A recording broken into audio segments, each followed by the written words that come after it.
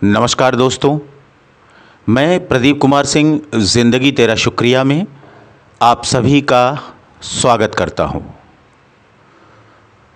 दोस्तों, विनम्रता एक ऐसी चीज़ है जो किसी भी घमंडी का सिर नीचा कर सकती है। घमंड में चूर व्यक्ति को सही रास्ता दिखला सकती है। घमंड में अंधे हो चुके व्यक्ति को दृष्टि दे सकती है। आप यूं मान लें कि विनम्रता यदि एक हथियार है तो एक औषधि भी है। और आज की कहानी इसी पर आधारित है। कहानी का शीर्षक है विनम्रता। प्राचीन काल की बात है। किसी गांव में चंद्रभूषण नाम का एक विद्वान पंडित रहता था। उसकी वाणी में गजब का आकर्षण था।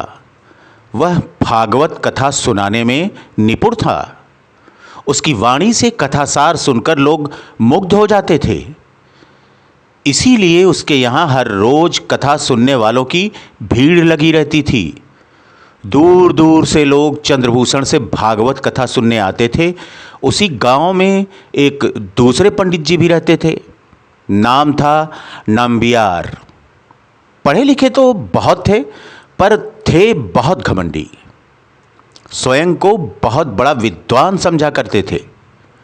सोचते, कहाँ कल का छोकरा चंद्रभूषण जो अटक अटक कर कथा पढ़ता है, और कहाँ मैं, शास्त्रों का मर्म जानने वाला पंडित। किंतु जब भी नंबियार चंद्रभूषण के घर के सामने से गुजरते, उसके श्रोताओं की भीड़ देखकर उनका मन ईर्ष्या से भर उठता। मन ही मन सोचते, यह चंद्रभूषण क्या जादू करता है कि इसके यहाँ दिनों दिन श्रोताओं की भीड़ बढ़ती जा रही है। ऐसे तो मेरी नाक नीची हो जाएगी। मुझे कुछ करना चाहिए। एक दिन की बात है, नांबियार थके हारे घर लौटे। भूख भी जोरों की लगी थी, लेकिन घर आकर देखा तो उनकी पत्नी दिखाई न दी। एक दो बार आवाज़ भी लगाई, मगर चुप्पी छाई रही। अचानक नांबियार का मन आशंका से भर उठा। कहीं मेरी पत्नी चंद्रभूषण के यहाँ कथा सुनने तो नहीं चली गई। ईर्ष्या और क्रोध से नांबियार के नथुने फड़कने लगे। एक एक पल उन्हें 1000 घंटे के बराबर लगा। जब रहा नहीं गया तो वह चंद्रभूषण के घर की ओर चल दिए। चंद्रभूषण के दरवाजे पर पहुंचकर नांबियार ठिठक गए। वहां श्रोताओं की अपार भीड़ थी। सब मंत्रमुग्ध होकर कथा सुन रहे थे। नांबियार ने देखा, श्रोताओं के बीच उसकी पत्नी भी बैठी है। बस फिर क्या था, उनका क्रोध भड़क उठा। वह दंदनाते हुए चंद्रभूषण के आसन के पास पहुंच गए और चिल्लाकर बोले, चंद्रभूषण, तुम दुनिया के सबसे बड़े मूर्ख हो, और तुमसे बड़े मूर्ख ये सारे लोग हैं जो यहां इकट्ठा होकर तुम्हारी बकवास सुन रहे हैं। नंबियार की बात को सुनकर चंद्रभूषण आश्चर्य में पड़ गया। कथा बीच में ही छूट गई। सारे श्रोता नंबियार को बुरा भला कहते हुए अपने अपने घर लौट गए। घर पहुंचकर बाकी बचा गुस्सा नंबियार ने अपनी पत्नी पर निकाला। बोले, क्या जरूरत थी तुम्हें वहां जाने की?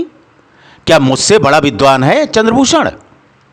मेरे पास शास्त्रों का भंडार है, मगर तुम्हें कौन बताए? लगता है तुम्हारी खोपड़ी में बुद्धि नहीं है। क्यों अपने मुंह मियां मिट्ठू बनते हो? तुम ऐसे ही बड़े हो तो चंद्रभूषण की तरह इतने लोगों को इकट्ठा करके दिखाओ, मैं तुम्हारे ज्ञान को मान लूंगी। मैं तुम्हारी जली कटी रोज सुनती हूं, अब तुम दूसरों को भी अपमानित करने लगे हो। तुम्हें कोई और काम नहीं सिवाय ईर्ष्या के? इतना कहकर तिलमिलाती हुई नांबियार की पत्नी भीतर चली गई। उस रात दोनों में से किसी ने भोजन नहीं किया। पत्नी तो थोड़ी देर में सो गई, पर नंबियार की आंखों में नींद नहीं थी। शाम की सारी घटना जैसे उनकी आंखों में तैर रही थी। रह रहकर उसी घटना के बारे में सोचते, आखिर मैंने चंद्रभूषण का अपमान क्यों किया? वह जितना सोचते उनकी बेचैनी उतनी ही बढ़ती जाती। बाहर काफ़ी सर्दी थी, मगर गला सूखने के कारण वह बार बार पानी पी रहे थे। यही बात सोचते सोचते उनका सारा गुस्सा पश्चाताप में बदल गया। ओह, यह मैंने क्या किया? मेरे मन में भगवान की भक्ति के नाम पर इतना द्वेष, और चंद्रभूषण के स्वभाव में इतनी विनम्रता। इतना अपमान सहने के बाद भी वह एक शब्द नहीं बोला।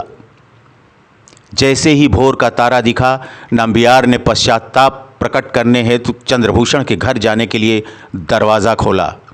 उन्होंने देखा, चौखट के पास कोई आदमी कंबल ओढ़े बैठा है। वह जाड़े से सिकुड़ रहा था। जैसे ही नाम्बियार ने कदम आगे बढ़ाया, वह उनके पैर छूने के लिए आगे बढ़ा। यह क्या करते हो? कौन हो तुम? कहते हुए नाम्बियार पीछे हट गए। उस व्यक्ति को ध्यान से देखा।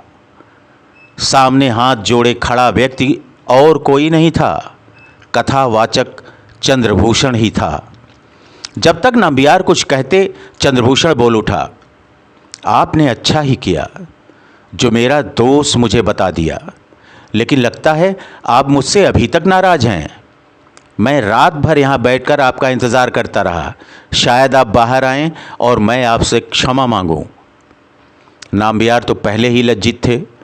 उन्होंने लपक कर चंद्रभूषण को अपने गले से लगा लिया और बोले, भाई, दोस्त मेरा है, तुम्हारा नहीं। मैं घमंड में अंधा हो गया था। तुमने अपनी विनम्रता से मेरा घमंड चूर चूर कर दिया। सच कहता हूं, तुमने मेरी आंखें खोल दी। वास्तव में यदि विनम्रता न हो तो ज्ञान भी नष्ट हो जाता है। दोनों की आंखों में आंसू थे। उसके बाद नाम्बियार ने ईर्ष्या, द्वेष और घमंड का त्याग कर दिया। तो दोस्तों, आप भी ऐसा कर सकते हैं। और जिस दिन हम सभी अपने मन से ईर्ष्या, द्वेष और घमंड को त्याग देंगे, उस दिन लोगों से हमारे संबंध मधुर हो जाएंगे।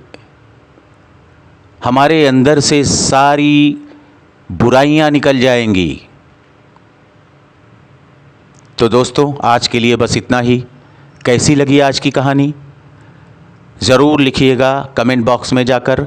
और हाँ, हमारे इस चैनल ज़िंदगी तेरा शुक्रिया को लाइक, सब्सक्राइब और शेयर करना ना भूलिएगा।